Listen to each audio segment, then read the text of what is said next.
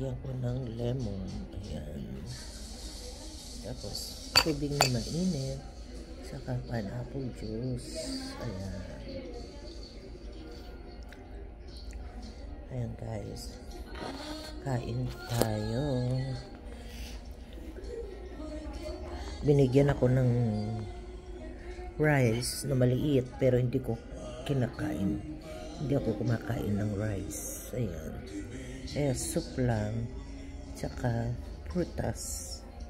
Mamaya, may prutas na ako pero nilagay ko pa sa ref. Ayan. Kain tayo guys.